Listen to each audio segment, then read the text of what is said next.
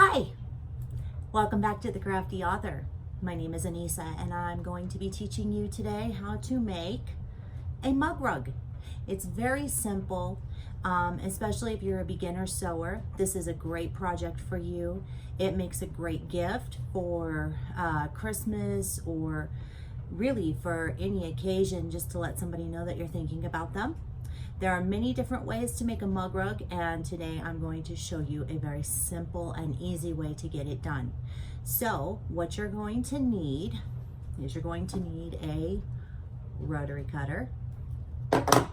You're going to need a pair of scissors or snippers so that you can snip your thread. You will need pins. You are going to need some batting. It doesn't have to be a lot. You can use it from a project that you've used before. You can use scrap. And this is actually a really good project to use your scrap with because it's very simple, very easy, and you don't need a whole lot of fabric. So it's awesome. You're going to need a piece of backing fabric. And you're going to need, and this is just my design, so you can make it as big or as small as you want, okay? But for this particular project, you're going to need a 5-inch square. You're going to need another, and actually what you can do is you can take a 5-inch square and just cut it in these measurements. So this is a 3-inch rectangle, and this is a 2-inch rectangle. So you would need 2 5-inch squares, and you could cut 1 3 and 2. You can cut it in half. You can do all kinds of different variations with it. But today we're going to do 5, 2, and 3. Okay, so that's what we're going to do. I'm going to show you exactly what we're making. So this is one that I have made, and this is the back. And I went ahead and quilted this just a little bit. I just did a stitch in the ditch, which is in the ditch down. That is a little bit difficult to do if you're not real experienced. Staying inside of there is kind of tough, I'm not gonna lie, but you could always use your machine decorative stitches. You could use a zigzag, you could do something that has flowers, whatever, if you wanted to fill that in. And if you don't want to, guess what? You don't have to. So there's that. That's the one that we're gonna make today. Here is another one that I made. And this one is made with binding. Just cow print and the dragonflies. But I thought it would be fun to make the longer one today. It measures at 5 by 9, I wanna say. 1, 2, 3. And about 8.5, so about 5 and 8.5, or 5 by 8.5, I'm sorry. So that's what we're going to make today. And what you do with a mug rug, I will show you here in just a sec, is when you're drinking your coffee at your desk or something like that, you have your mug. You have your mug rug. You just set your coffee down on it. You can have a pastry or a cookie, or in my case, candy on the side of it, and it just keeps your desk nice and warm. And if you spill on it, it's not a big deal because you know what? You can just pop it in the washer, wash it, dry it, and it's good to go again. So let's get started. Okay, so now I'm at the sewing machine, and all that I'm going to do is I'm going to sew our 5-inch square to our 2-inch square. And I'm just going to put the right sides together, like so. I'm going to make sure they're even. Now, you are more than welcome to pin this. I'm not gonna pin, I'm not a big pinner. So I'm gonna go ahead and I'm gonna sew this really quick using my 1/4-inch foot. And I use that as my guide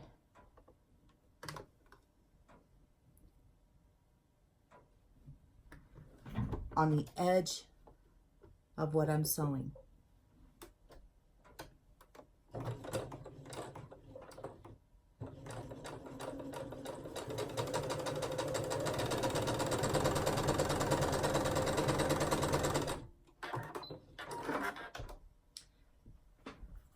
So I just sewed 1/4 of an inch, as you can see, and I'm not using coordinating thread, just so you can see what I'm doing here. So then I'm just going to flip that open, and now I'm going to sew the other piece, our 3-inch piece, onto this one right here. And remember, you can do this however you want to. It doesn't have to be in this exact order. You can applique on these. The sky is the limit with these guys. It's a lot of fun to do, and it doesn't take very long at all, as you will see.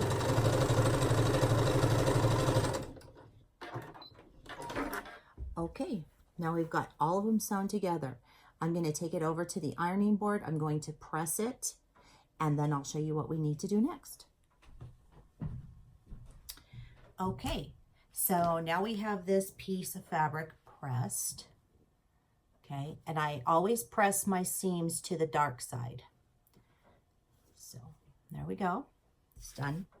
Now we need to make sure that our batting and our backing are the same size as this. So what I like to do is I will go ahead and I will put the batting down first, okay? Hope you can see that. All right, so we're going to put the batting down first, and I'm just going to lay this on top. Now it looks about right, and if it's a little bit off, I'm not going to worry about it too much, okay? I just need enough to cover, to make sure that it's pretty well covered in there. So I'm just going to cut off the sides here, because those are going to be too big. Okay, so we're just going to cut here and here. So now we have our batting cut. It's on the bottom, and it's even to our top, okay? Perfect. Next, I'm going to take my batting, or my backing, and I'm going to lay that flat. And now I'm going to just lay this on here, and I'm going to measure it with what I already have, okay? So I'm just going to measure here, and I'm just kind of eyeballing it. If it's a little bit bigger than what I have, that is perfectly okay with me. We're not striving for perfection here. This is supposed to be fun, right? Sewing is fun. So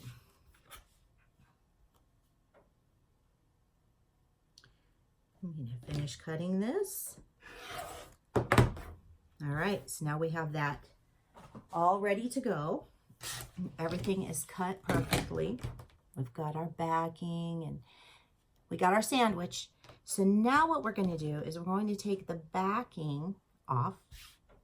I'm just going to lay that like that. And then I'm going to take the right side of my backing and I'm going to just place it right on top of our design piece. So it will be right sides together on top, batting on the bottom. Okay, now I'm going to take this over to the sewing machine, and you might want to pin this if you need to. You're going to leave an opening at the top, like right here and right here. We're going to need that opening so that we can turn it inside out when we're done sewing. So remember to leave probably, I would say about 3 or 4 inches at the top open. And then you're going to sew 1/4 of an inch all the way around. And then you're going to stop when you get to that other opening. And I'll show you what I'm talking about when I get to the sewing machine.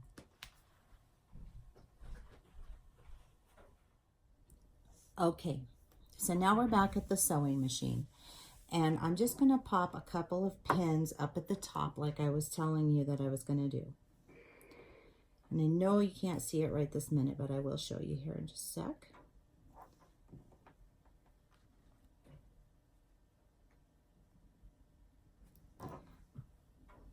So I've popped 2 pins at the top so that I know not to sew here, in here. I need this for when I turn it out, when we're finished. So I'm going to sew 1/4 of an inch all the way around. Loop, loop. and I'm going to stop when I get to this pin here. So let's get that going right now.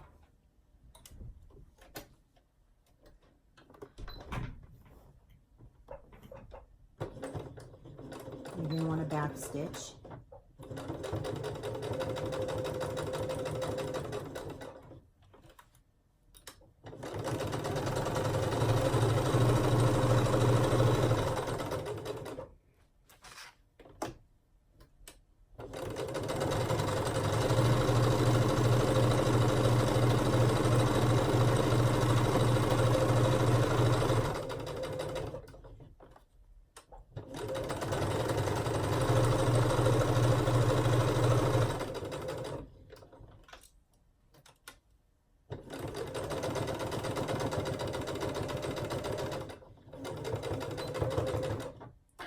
Okay, so I have sewn all the way around.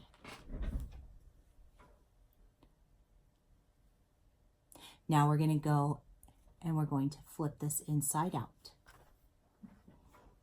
And how we do that is we just take our opening. Oh, I'm sorry, skipped a step. Oh no, can't skip a step. I highly recommend clipping your quarters. Do not clip the seam, but you want to clip the edge. It'll help it to lay down a little easier.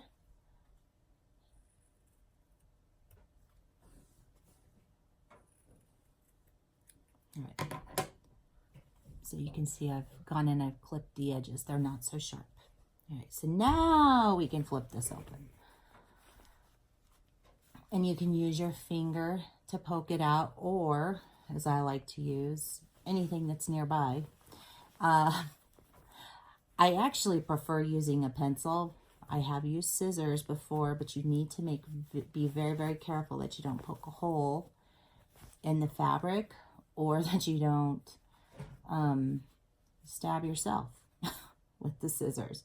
I've done that many times, so it doesn't feel good. But I think that I've actually been able to get it pretty good with my fingers. So I don't think we're gonna worry about sticking an object in here at this point. And we're almost done. That's what we have so far. Okay, so I'm gonna go give this a good press, and then I'm going to do a press to fold this in.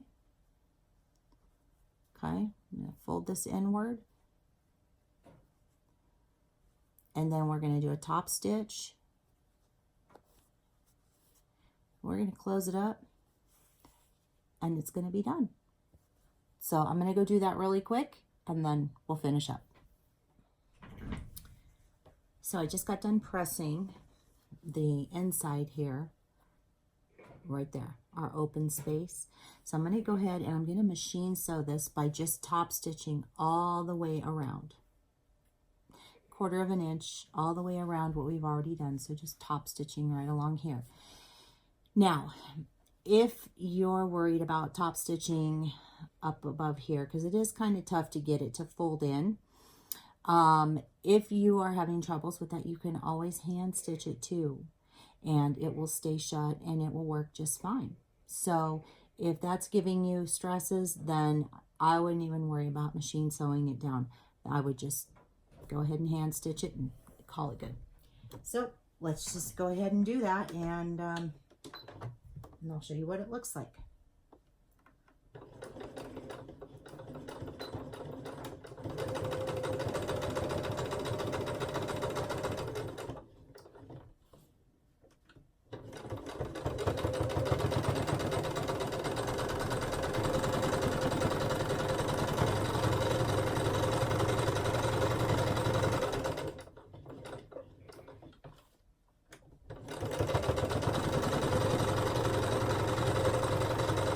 Oops, that pin got caught and threw me off. It's probably be a little crooked there. I'm not worried about it.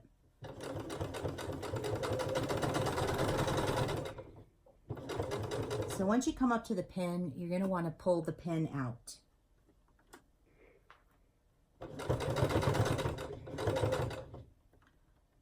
Another pin, I'm gonna pull it out.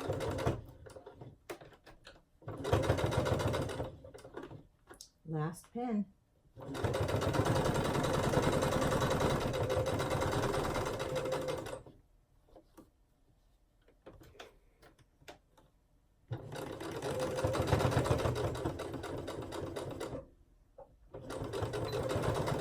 Back stitched, and now we're done.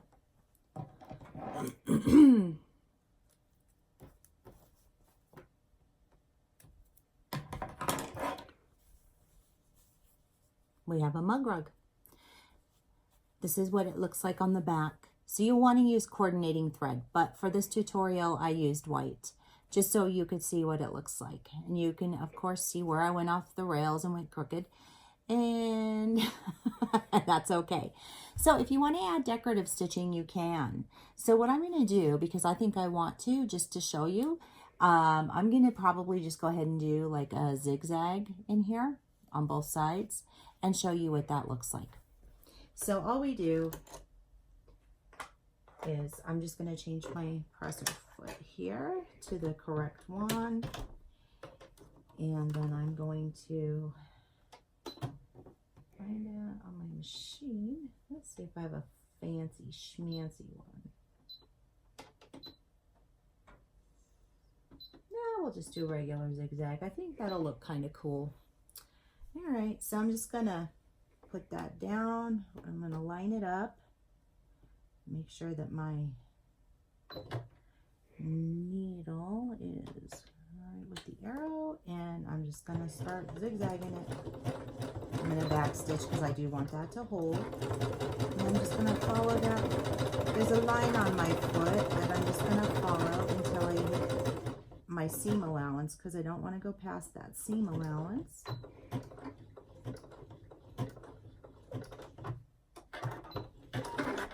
And you can also do quilting before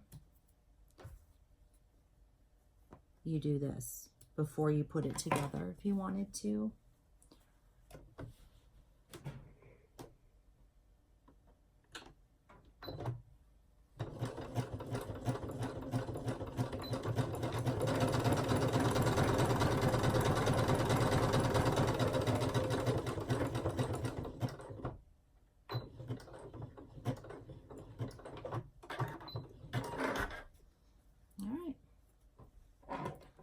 So,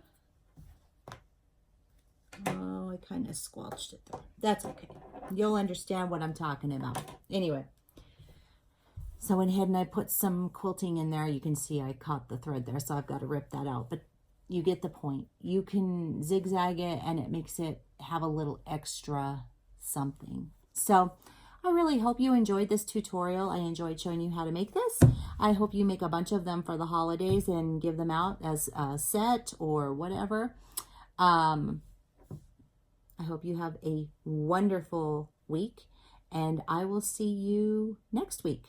Take care. Bye-bye.